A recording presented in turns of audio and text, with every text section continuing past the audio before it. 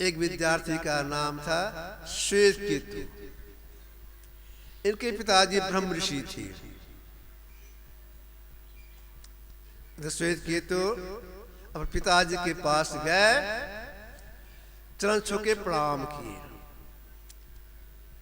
श्वेत केतु बोले, पिताजी आप तो ब्रह्म ऋषि हैं, उच्च कोटि के महापुरुष हैं,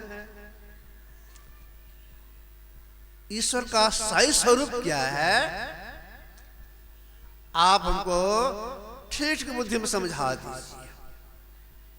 आपके अलावा हमको कोई नहीं समझा सकता है। बुद्धि बिल्कुल सेट कर दीजिए, ईश्वर का स्वरूप कैसा है, दया कीजिए। ऋषि ने कहा, ठीक है बेटा, मैं तुमको बुद्धि में ईश्वर के सही स्वरूप को समझा दूंगा, लेकिन देखो एक काम करना पड़ेगा। कहीं पिताजी कौन सा काम करें? काम यही, सामने में देखते हो बट का वृक्ष है, हाँ देख तो रहा हूं, तुम जाओ यहां से, उस बट वृक्ष के एक फल को तोड़ के ले जाओ, बेसी नहीं, एक फल, मैं समझा दूंगा ईश्वर का स्वरूप क्या है। श्वेत केतु आज्ञा पा करके गए वृक्ष के पास, आदेशानुसार एक ही फल तोड़ी जो गोल गोल होता है, तोड़ के ले आए। पिताजी ले आया, ठीक है इसको तोड़ो। तो दोनों हाथ इसे तोड़े तो 2 फांक हो गया। पिताजी 2 फांक हो गया, ठीक है 2 फांक हो गया, एक फांक को फेंक दो। तो फेंक दिए। अब तुम्हारे हाथ में क्या है? बट इसका फल का आधा भाग है, इसमें क्या देखते हो? कहे पिताजी इसमें पूरा बीज भरा हुआ है, बहुत बीज है। अच्छा ठीक, बहुत बीज है। चुटकी से एक बीज को निकालो, बाकी सबको फेंक दो। श्वेत केतु वही किए, चुटकी से एक बीज को निकाल लिए, बाकी फेंक दिए। अब तुम्हारे हाथ में क्या है? मुनि जी पूछते हैं। पिताजी एक बीज है। अच्छा एक बीज है, इसको भी तोड़ो। तो चुटकी से रगड़ करके उसको तोड़ी। अब क्या हो गया? पिताजी समय 2 दाल निकला। ठीक है 2 दाल हो गया। आप दोनों दाल को अलग अलग मिट्टी में गाड़ोगे तो वृक्ष होगा? कब तो यह तो अब नहीं होगा। अगर दोनों दाल सटा रहा था तब मिट्टी के नीचे गाड़ते तो उससे वृक्ष होता।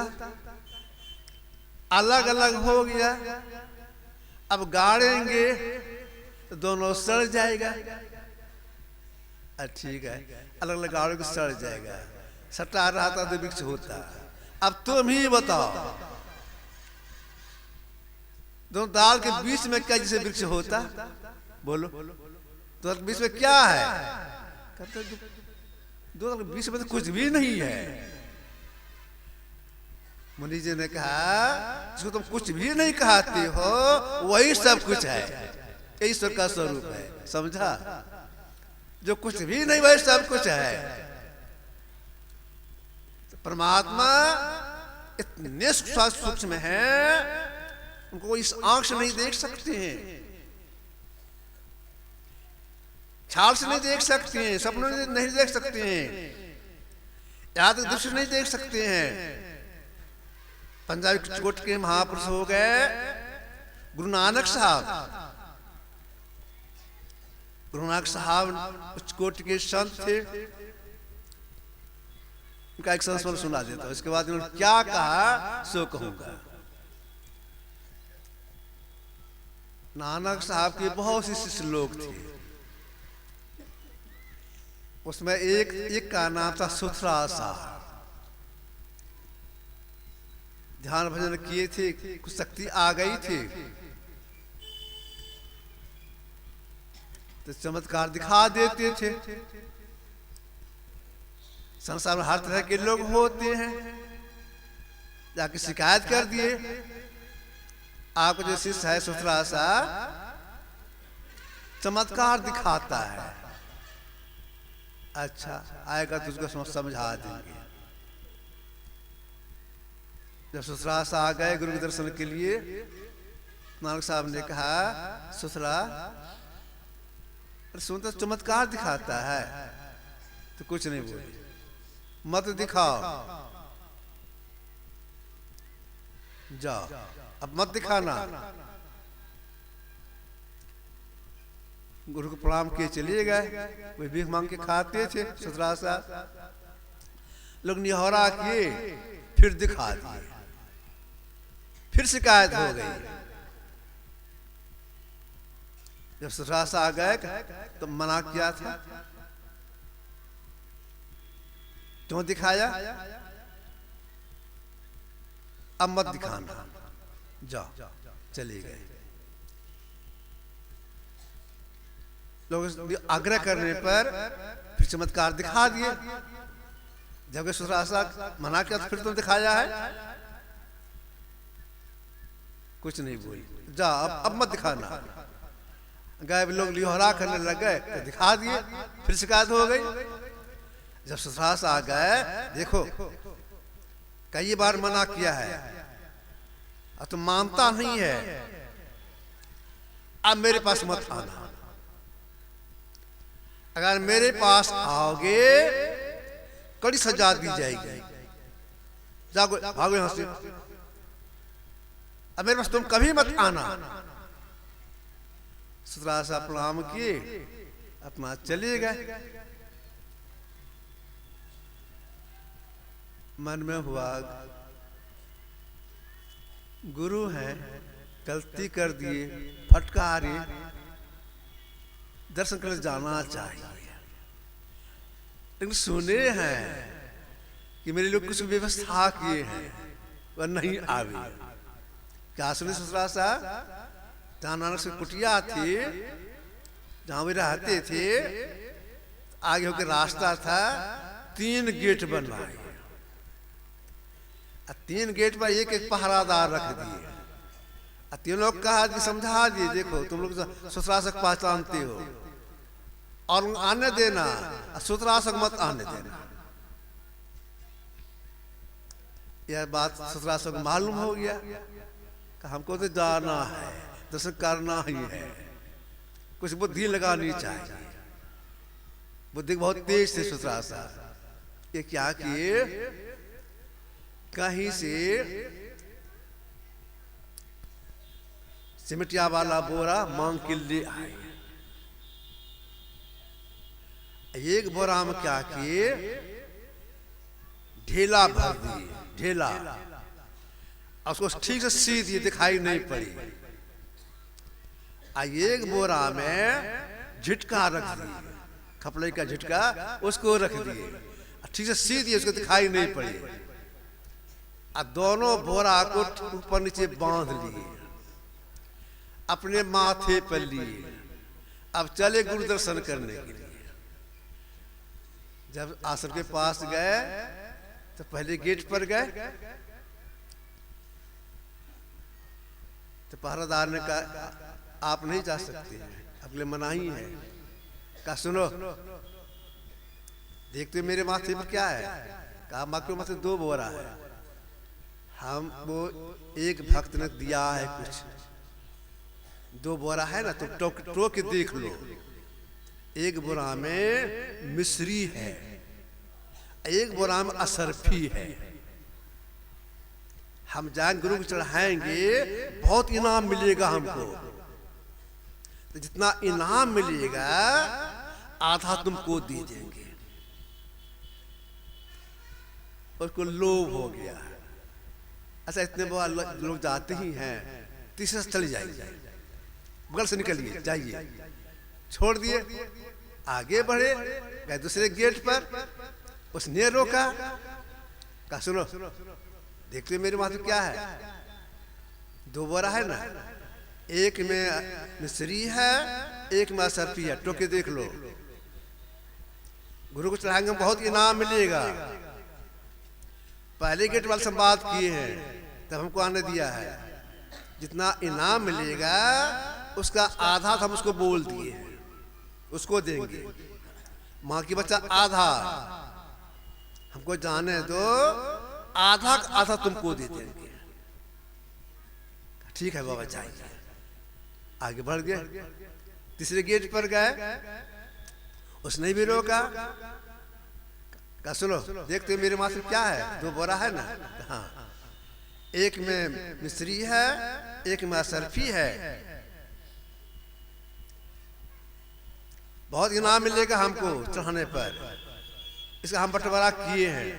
आधा तो दिया है पहले गेट वाले को, आधा का आधा दूसरे को, और जो बाकी बचा और तुमको दे देंगे। हम तो साथ भीख मांगे खाते हैं। अच्छा बात ठीक है जाइए। चले गए।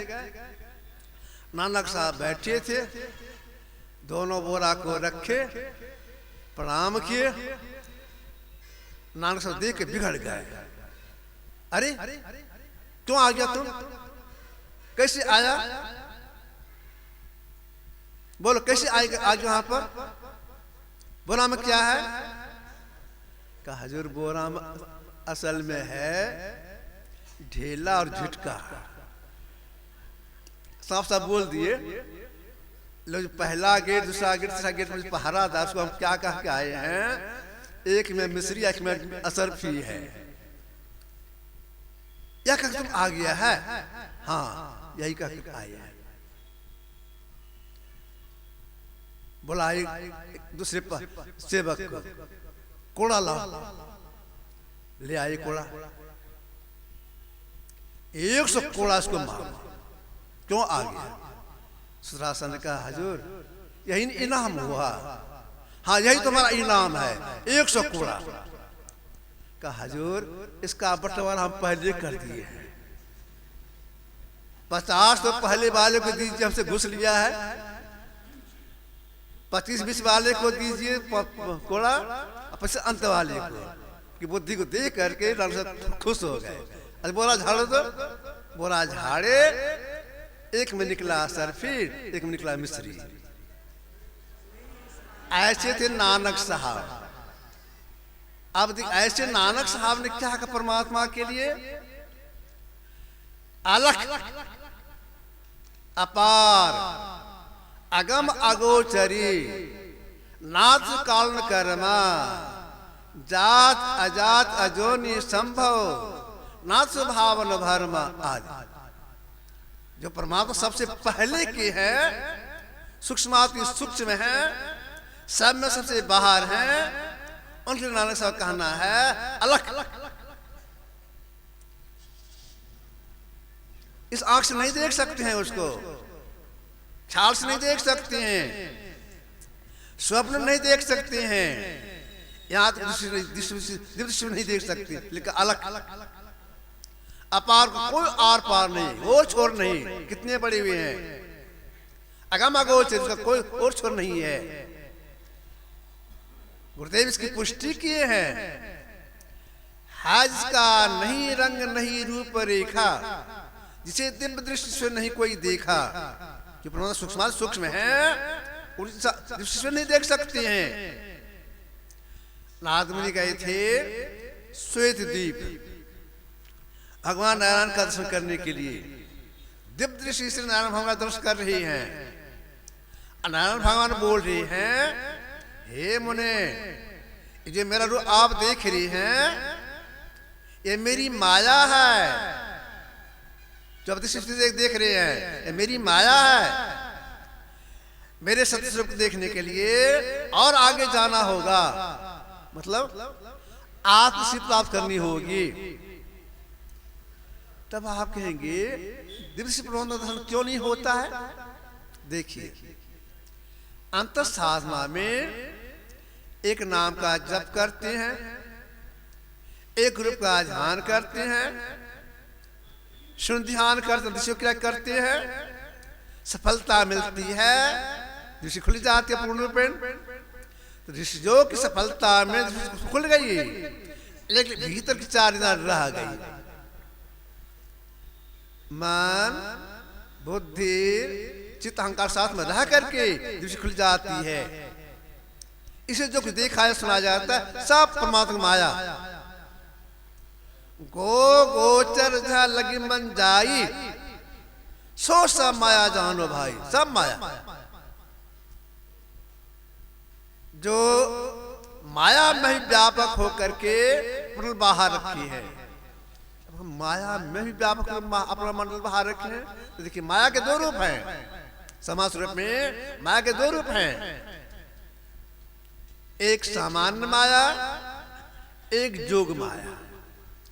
सामान्य माया किसको कहेंगे, जोग माया किसको कहेंगे? सामान्य माया 5 कर्मेंद्रियां, हाथ, पैर, मुंह, लिंग, गुदा, 5 कर्मेंद्रियां, आंख, कान, नाक, जीव, चमड़ा, 5 + 10। 4 भीतर में है, मन, बुद्धि, चित्त, अहंकार, 14। 14 संग्रह करके आप और हम जो कुछ देखते हैं, सुनते हैं, छूते हैं, चखते हैं, स्पर्श करते हैं, ये सब हो गए सामान्य माया। विशिष्ट माया, जोग माया किसको कहेंगे? एक नाम का जप करते हैं, एक रूप का ध्यान करते हैं, सुनते दृष्टि क्रिया करते हैं, तो सट गई, अंदर प्रवेश कर गए, अंदर में चांद संग में रखकर जो देखते सुनते हैं उसे कहा गया जोग माया, विशेष माया। भीतर में प्रकाश को देखते हैं, अन्नाद को सुनते हैं, वह विशिष्ट माया, वह भी माया ही है। परमात्मा सामान्य माया में और विशिष्ट माया, जोग माया में दोनों व्यापक होकर के संगतता के साथ उसके बाहर हैं। जो ऐसे परमात्मा हैं उनको कोई वाणी द्वारा नहीं कर सकते। परमात्मा ऐसे है, वाणी के विषय है ही नहीं।